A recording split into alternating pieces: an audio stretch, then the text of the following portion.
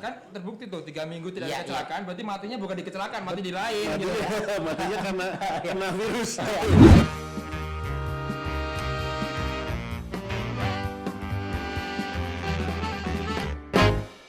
Assalamualaikum warahmatullahi wabarakatuh. Selamat malam Sobat Dalang. Sosial bersahabat, datang dan bawa pulang. Bersama Media Putra Bayangkara, tegas, lugas, dan terpercaya. Oke Sobat Dalang, dimanapun Anda berada, di sini maupun yang ada di luar sana, tentunya yang tetap setia kepada kami. Hari ini kita kedatangan seorang yang sudah tidak asing lagi, Bung Amri, ahli menyetir ya, ahli menyetir diri sendiri ya. Diri sendiri. Sehingga Kemudian juga kita kedatangan tamu terhormat, yaitu Bapak Komisaris Polisi Irawan. Ya. Apa ya? Hah? Irawan ya, Irawan gitu aja ya. Ya, Irawan Bapak. saja. Hari ini kita bertemakan kontribusi pandemi terlintas lalu di laka lantas.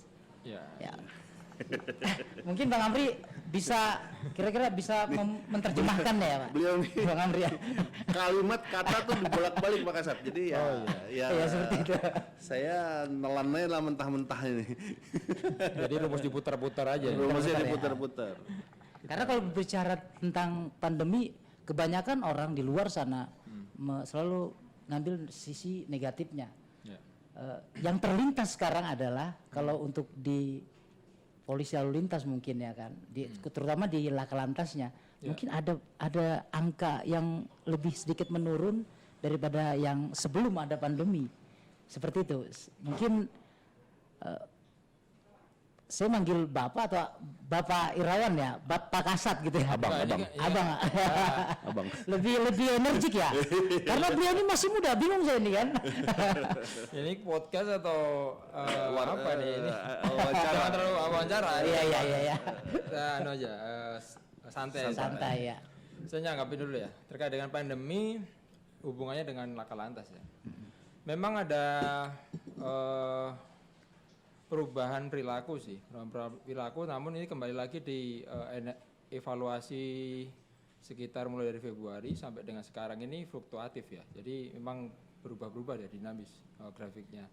Saya akui pertama kali kita menerapkan istilahnya pembatasan sosial di luar rumah, waktu itu sempat dilakukan penutupan jalan, itu memang cukup efektif karena grafik di 3 minggu pertama itu kita bisa zero accident loh. Iya, zero accident. Luar biasa ya. Iya. Waktu itu memang sangat komprehensif sekali. Jadi kita melakukan analisa itu, beberapa memang stakeholder juga melakukan upaya-upaya yang serempak ya. Jadi kesadaran masyarakat nih yang penting. Kesadaran masyarakat waktu itu cukup tinggi. Akhirnya sampai 3 minggu terakhir, minggu pertama itu zero accident. Namun ada istilah-istilah gambut itu beberapa minggu kemudian setelah ada faktor-faktor yang mungkin masyarakat jenuh di rumah, nah itu akhirnya pada keluaran nih, sempat ada isu-isu new normal dan sebagainya akhirnya grafiknya mulai naik lagi. Nah itu cukup menarik kita bahas nanti di sini. Memang dari peraturan tertib lalu lintas itu memang sangat berdampak.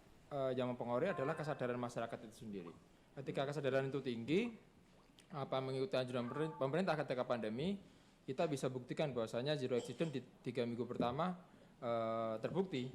Namun ketika diberikan kelonggaran-kelonggaran, di situ ya kalau bahasa netizen barbar juga kan, akhirnya keluar semuanya, mulai satu persatu ada kecelakaan. Namun dia tidak terlalu langsung grafiknya naik tajam tidak, tapi ada seperti itu.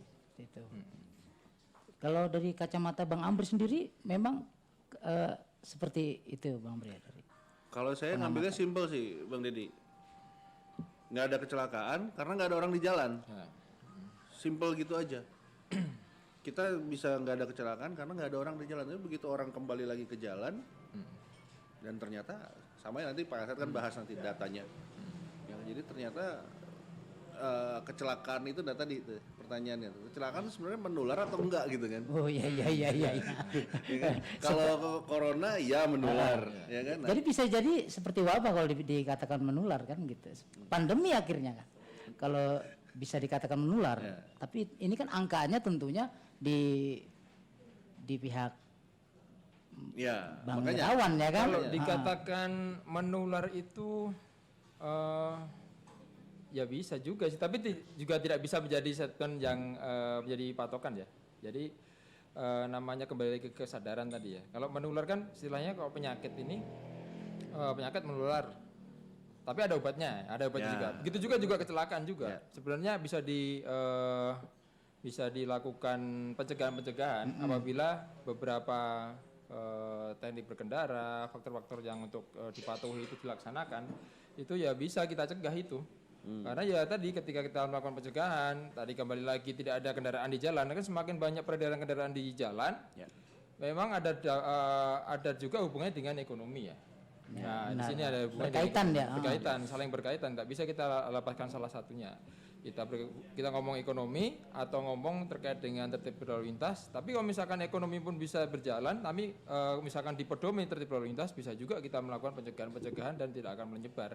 Karena juga pola pikir ini saat ini juga sangat cepat kita memakan isu juga gitu. Jadi dengan berkembangnya teknologi juga, teknologi media sosial, ketika ada sesuatu yang bisa diviralkan dan itu misalkan kita bilang di sana ada odading yang hits, orang akan beli semua ke sana. Orang ini akan bergerak menggunakan media jalan ya. Media jalan. Akhirnya orang memburu itu bolang-baling itu yang itu. Bolang-baling itu akhirnya terjadi kecelakaan dan terjadi kerawanan-kerawanan yang lain gitu loh. Nah, kadang-kadang memang sangat berhubungan sekali dengan denyut nadi kehidupan terkait dengan lalu lintas. Di sini kembali lagi kita nggak bisa mencegahnya apabila kesadaran itu tidak ada. Gitu. Seperti itu. Jadi tingkat kesadaran ya, bukan kesabaran berarti ya.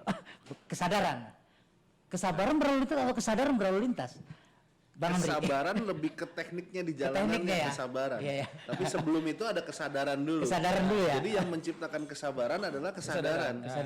Oh, seperti itu. Jadi dua faktor itu harus berkaitan juga. Harus berkaitan sama dengan tadi kan ekonomi dan kecelakaan itu ternyata berbandingnya lurus gitu kan. Bisa tinggi ekonomi, kecelakaan juga tinggi. Nah, gimana caranya sekarang kita bisa ekonomi tinggi tapi kecelakaannya rendah? Artinya kan kembali lagi terlintas di masyarakat bahwa satuan kepolisian terutama di lantas sedikit santai dengan adanya semacam pandemi ini kan seperti itu. Apa bisa dipahamin seperti itu? Apa bisa diiyakan atau enggak? Menurut tentunya Pak Kasih itu lebih mengerti ya kan, lebih memahamin ini. Pandemi lebih santai atau enggak? Lebih gitu santai atau enggak nih? Kalau santai itu ke Balikpapan tidak ada itu kata-kata santai. Tidak ada ya. Karena ini semua kan bekerja keras ya. Jadi pemerintah juga, kita juga dari unsur pemerintah, dari kepolisian, aparat penegak hukum, kita kan tetap berdepan terhadap dengan Harkamtibmas ya. Harkamtibmas. Dan ini perintah memang langsung dari pusat, dari Mabes Polri, kita fokus untuk dalam arti fokus kegiatannya adalah menekan penyebaran virus ini kan. Menekan virus ini dengan beberapa upaya-upaya yang sudah kita gelurakan sosialisasi itu dengan 3M plus 1 mencuci tangan, jaga jarak, M plus 1 M plus 1 kan. Itu harus kita gaungkan terus. Jadi misalkan kegiatan berlalu lintasan itu aktivitas masyarakat menurun, otomatis kita dilibatkan kegiatan-kegiatan yang lain. Nah, jadi tidak terpacu pada kegiatan-kegiatan terkait dengan tupoksi lalu lintas saja. Jadi memang lalu lintas sendiri kita sudah melakukan juga beberapa upaya-upaya terkait dengan tupoksi menekan kecelakaan, dan itu memang sudah ada atensi khusus ya, maksudnya dari curah dari Mabes atau Dekor Lantas memang kita mengurangi penindakan karena terkait dengan masyarakat sesuai situasi ini. Namun tetap pelanggaran-pelanggaran terkait dengan pelanggaran yang mengakibatkan fatalitas kecelakaan, tapi kita harus melakukan penindakan. Jadi beberapa 9 prioritas pelanggaran utama seperti menggunakan helm, kecepatan melawan arus, menggunakan handphone dan sebagainya, itu faktor-faktor yang sering menjadi penyebab kecelakaan, kita tetap melakukan penindakan.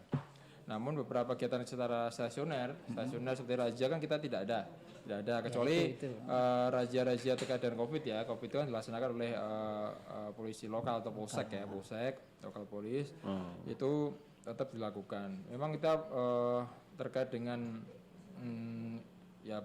namanya isu yang kita masih hadapi terkait dengan pandemi ini, kita tetap sesuaikan dengan tugas-tugas pokok.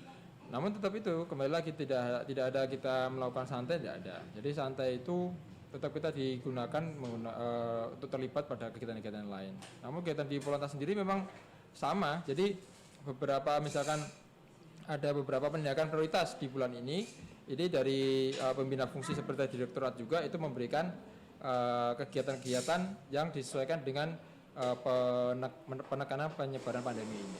Lebih ke arah seperti itu. Ya. Artinya razia-razia yang biasanya sering kerap kali terjadi ini berkurang. Iya. Dan kalau saya melihatnya ini menguntungkan bagi mereka yang tidak tertib ya secara. Ya kan kembali ke kesadaran tadi ya. Jadi tadi kemarin juga kami sudah sampaikan melalui podcast di Satlantas itu. Ini memang dalam dulu itu dulunya itu ada namanya pameo seperti ini. Tidak ada penyakit apapun yang dulu sebelum pandemi itu tidak ada yang korbannya itu lebih banyak dari kecelakaan lalu lintas. Karena kita bisa rata-rata ya, setiap hari itu orang bisa terlibat kecelakaan lalu lintas. Namun sekarang sudah ada pandemi nih. Ada pandemi yang setiap hari pun di-anef dari gugus tugas maupun dari pemerintah kota itu naik terus. Jangan sampai sudah masa pandemi semua orang banyak dirumahkan, sudah banyak yang terkait permasalahan ekonomi, justru malah menambah permasalahan baru nih, kecelakaan lalu lintas atau karena pelanggaran lalu lintas. Nah itu sudah kita himbau juga. Contohnya lah, misalkan sudah bapaknya dirumahkan misalnya gitu kan, bapaknya dirumahkan ataukah memang swasta yang jualan sudah menurun, motornya dibawa lari anaknya untuk balapan liar. Ah ini kan menambah permasalahan baru nih. Iya benar, ada semacam ini masih bagus kita amankan di Polres nih. Kalau kita amankannya di Polres tapi dengan kasus lain nabrak orang. Nah itu kan menambah permasalahan baru. Iya. Dan ini ada contohnya nih, kemarin juga yang balapan liar juga begitu. Makanya kita filmkan kemarin. Kita filmkan seperti itu. Bapaknya jualan motor di showroom motornya dibawa anaknya lari buat balapan liar. Ada tuh, makanya kita sampai membuat alur cerita itu seperti kisah nyata. Kita contohkan seperti itu, bahwa ada yang seperti itu. Yang kedua, kecelakaan lalu lintas. Kemarin anak-anak di bawah umur juga yang kejadian TKP di RM Marta Dinata, itu anak di bawah umur 16 tahun yang bonceng, adik keluarganya juga 15 tahun yang dibonceng meninggal dunia gara-gara jatuh nabrak kendaraan mobil di berlawanan arah. Umur ya. Nah, makanya jadi menambah permasalahan. Kita tetap melakukan upaya-upaya terkait dengan tupoksi lantas juga kita lakukan dengan tetap memperhatikan ya menghimbau protokol kesehatan untuk mencegah penyebaran ini. Ya, artinya tetap berjalan tidak santai ya, seperti yang dituduhkan selama ini. Kan seperti itu ya. Tertuduh kan? Iya, tertuduh. Tapi sesuai dengan nama kasatnya ya, Balikpapan beruntung ya, punya seorang Irawan. Mulai. Ya kan? Mulai. Artinya instruksi razia, ya kan? Waktunya ditahan. Ya kan? Ketika itu razia, waktunya sudah ditahan nih kan. Berbahagialah. Tapi ingat, ya kan, kebahagiaan itu tidak mencerminkan sebuah budaya untuk tetap berlanggaran dengan hukum. Yang mati sih tetap harus buat, ya kan? Pajak-pajak kan harus tetap diurus, kan seperti itu ya. Sebagai bangsa yang beradab, kan seperti itu. Menurut Bang Amri, selama ini mungkin berapa kali pergantian ya kan Kasat Lantas itu tentunya punya program-program masing-masing ya. Kalau untuk sosok ini malah mau Irawan sendiri nge-profiling saya karena ada terdengar di telinga saya bahwa beliau ini lebih senang mengedukasi masyarakat melalui podcast semacam ini, ya kan, artinya sinerginya sama ya kan dengan Sobat Dalang, kan seperti itu. Apa yang Bang Amri lihat dari? Kalau saya lihat energinya, chemistry-nya sih, kalau jalan-jalan ke ruangannya Pak Kasat, gitu ya? Itu bukan ruangan Kasat, ruangan podcast, studio podcast. tidak mencerminkan kasat lantas. yang namanya tilang itu ya. Nggak ada Tindakan gitu. pelanggaran, Nggak ada. tindakan langsung seperti itu ya. Suasananya adem, lightningnya pas di mana-mana. Seperti itu ya. Komputernya macan-macan semua, ada 2 biji, semuanya bluetooth. Kamera nggak main, kamera begini. Wow. Kameranya yang Ini artinya masyarakat harus mengetahui bahwa ada edukasi Bahwa- yang langsung dilakukan oleh. Ya ini betul nih, Iya, Malah iya, justru akan saya membuat program ya. Karena juga kemarin ya ada beberapa inilah bukan punya saya semua itu. Itu ya ada teman-teman yang minjemin lah kita mau melakukan edukasi ini kan tujuannya untuk kemaslahatan lah. Ya. Kita cuma coba podcast juga misalkan kita melakukan penindakan tim sus balap liar lah. Nah. Kita mau podcast anak-anaknya itu. Betul. Jadi apa motivasinya mereka biar kita memberikan edukasi juga dan bisa menghimbau Dan teman-temannya langsung, lagi betul. langsung. Wah, ini belum pernah terjadi. belum ada. Jadi jangan cuma narasumber yang cuma akademisi apa Ya, sebagainya. Kita mencoba yang praktisi orang yang mengalami langsung Orang yang langsung. kita mau coba- Inspirasinya di Irawan itu Pak. I. Ya kan? Inspirasi, apalagi reaktif, antisipasi. antisipasi. ini ngapain nama saya di aduh. Ini inspirasi kerawanan. Kalian rawanan ya. Banyak ya rawan kasatnya kan. Iya.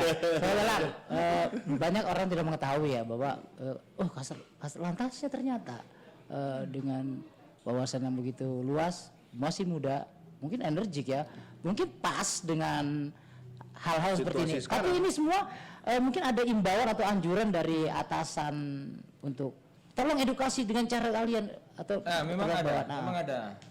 Kita juga dari Korlantas kan melalui Bapak Dir Kamsel itu Pak Krisnanda kan mencoba juga. Jadi beberapa edukasi ini tidak hanya menonton sosialisasi dari satu arah saja. Iya. Nah, kita juga menggunakan teknik seperti ini yang kemarin juga menggunakan influencer juga. Beliau sendiri mempodcast seorang Raffi Ahmad lah ya.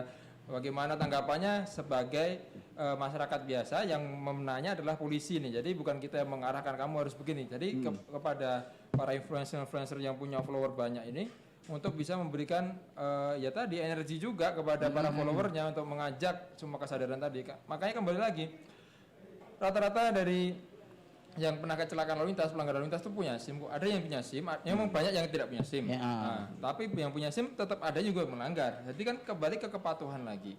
Orang bisa ujian teori lurus, tahu ini perempatan seperti apa, lampu merah itu berhenti, es dicoret itu apa seperti apa, tahu semuanya. Namun aplikasi di lapangan kembali ke kesadaran lagi. Iya. Nah, itu tidak menjadi suatu patokan. Orang punya SIM tidak akan melanggar, bisa melanggar karena pasti karena tadi kesadarannya kurang. seperti Kesadarannya itu. kurang. Karena ya hampir rata-rata seperti itu karena mepet, buru-buru, dekat di situ Pak, beli makanan di situ, ada kasusnya. Lawan arah. Lawan arah di BDS itu karena melipir nyebrang di marka lurus, ditabrak dari arah lurus yang benar malah yang meninggal dunia. Nah begini kan mengakibatkan orang meninggal dunia, akhirnya ancaman 6 tahun dan sebagainya. Jadi kesadaran itu harus saya kami gelorakan terus. Bagaimana kita bisa meningkatkan kesadaran bahwasanya sudah banyak contohnya seperti itu. Ya. Jadi kalau untuk sanksi-sanksi sendiri belum begitu kuat untuk menekan angka itu. Tetap kita terkait dengan pelanggaran tetap menggunakan pedoman Undang-Undang Nomor 22 ya. Jadi masalah sanksi tilang kan sudah ada juga tabelnya kan. Ya karena ya kembali lagi kesadaran karena di Indonesia ini lebih kembali lagi ke perilaku berkendara itu kembali ke masyarakat. Terus namun ketika masuk ke sanksi pidana tapi tadi itu meremehkan terkait dengan pelanggaran, namun kok sudah terjadi kecelakaan baru penyesalan di situ. Kadang-kadang memang beberapa pelanggaran sudah kita lakukan, makanya tadi saya mau coba seperti balap liar itu cukup tinggi loh dendanya ya di 297 itu sampai 3 juta misalnya kan. Itu kita mencoba mengedukasi dengan cara para pelaku ini apa sih yang mau dicari itu loh.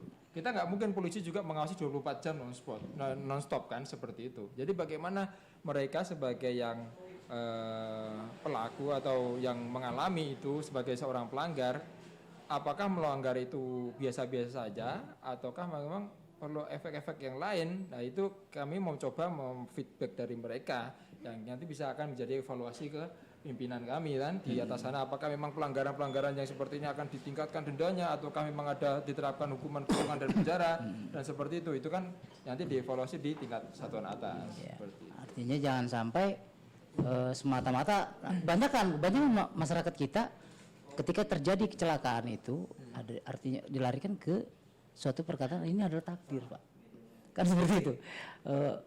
Ya, Bang Amri, kalau masalah nah kan kembali kita kan jangan sampai ini menjadi budaya. Ya. Sedikit-sedikit takdir yang disalahin. Ini sudah tidak ada seorang pun yang mau terjadi kecelakaan.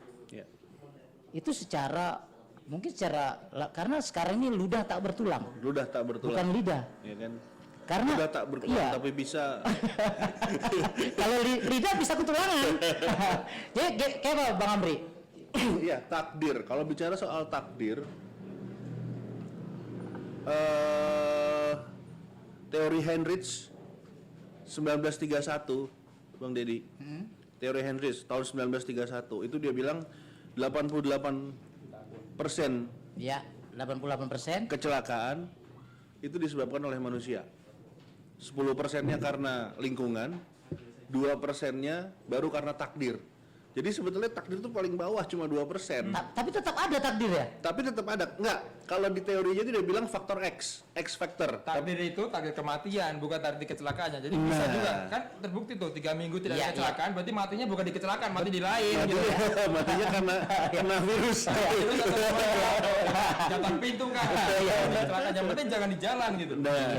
Makanya dinamakan kecelakaan tadi ya, Kecela. Artinya ini tercela kan, perbuatan yang tercela. Saya nggak berani mengatakan.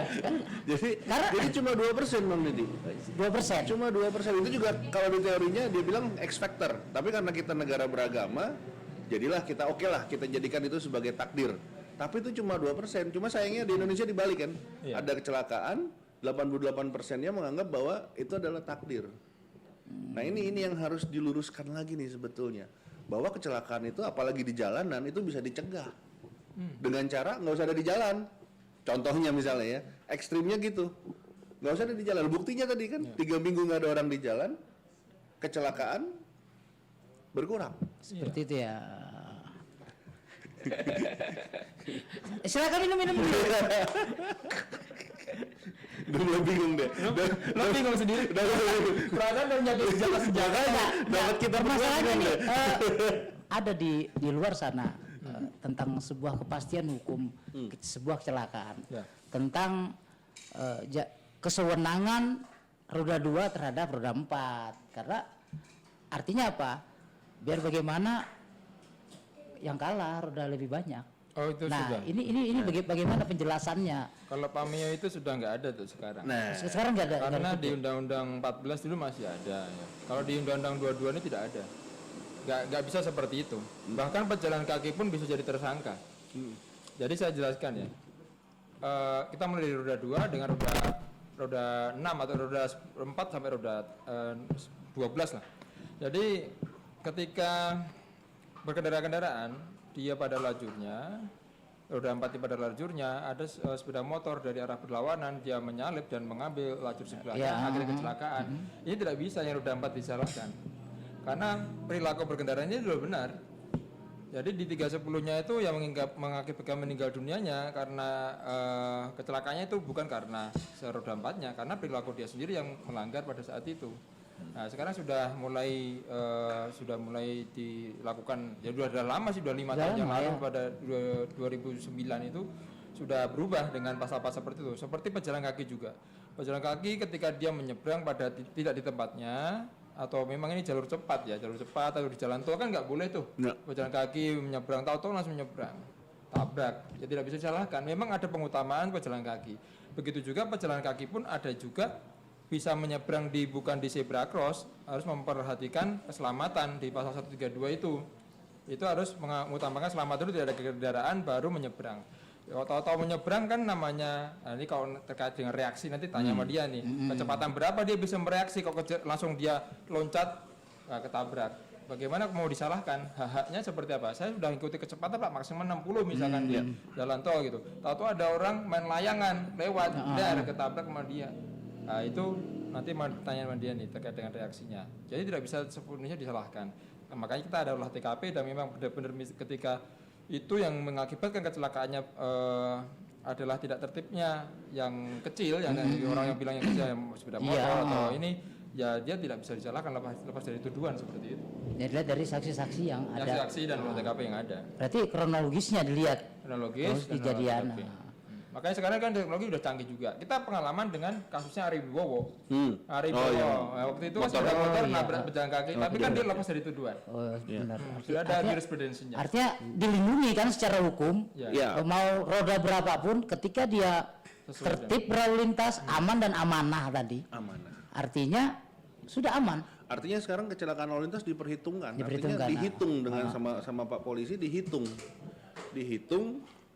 bagaimana bisa terjadi, siapa yang salah, dia yang dihukum. Jadi bukan lagi ada motor mau mendahului roda 6 di blind spot, ya kan? Roda 6 ini orang supir truk nyetir biasa aja gini Bang Deddy, dia nggak tahu di belakang. Tapi kalau karena dia blind spot nggak menyalakan lampu utama misalnya, ya kan, nggak membunyikan klakson dan lain-lain, si supirnya ya nggak tahu apa-apa, tiba-tiba ada glegek, apa tuh di belakang? Berhentinya karena diberhentikan sama massa, habis tabrak orang lo di belakang. Nah itu kan nggak bisa tiba-tiba oke kamu yang salah karena orangnya meninggal gitu misalnya. Ini kan dievaluasi kan zaman dulu ya, pasti namanya hukum kan berkembang juga. Zaman dulu sering kecelakaan seperti itu pasti yang diborongi supirnya lari sama sebagainya kan.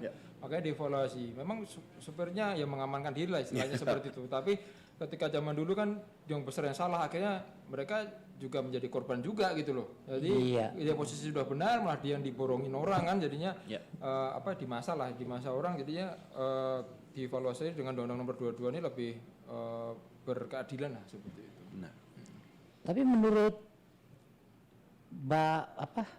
Bung Bang bingung saya ini sebenarnya.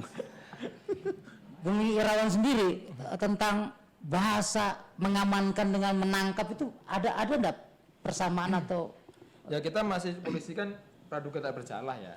Makanya kita mengamankan. Yang bisa menentukan kesalahan dan benar kan adalah pengadilan. Makanya kita mengamankan pun yang kita amankan belum tentu jadi tersangka, belum jadi juga terjadi korban kan. Makanya dari penyelidikan karena peristiwa itu rata-rata ya hampir 99% peristiwa kecelakaan itu yang menjadi saksi adalah yang mengalami. Orang yang di pinggir jalan itu tidak ada yang melihat secara langsung. Pasti habis crash baru mereka menolong. Jadi saksi pelaku juga bisa jadi saksi. Pelaku bisa jadi saksi ketika nanti diolah TKP, ketika memang ada bukti-bukti petunjuk seperti CCTV di jalan. Nah, itu makanya kita tidak bisa langsung menangkap. Kita sudah mengamankan setelah keluar sprint penangkapan atau surat perintah penahanan ya baru dia dilakukan. Tadi ada sedikit CCTV tadi saya mau ngulas ini kan. Artinya tambah santai dong ini kan. Ada CCTV itu bisa dikatakan gitu. Bahwa ada di masyarakat itu bahwa mungkin kalian dilepaskan begitu saja tapi CCTV akan menangkap pelanggaran itu dan ketika pengurusan surat-surat atau di sana terdata. Apa benar itu?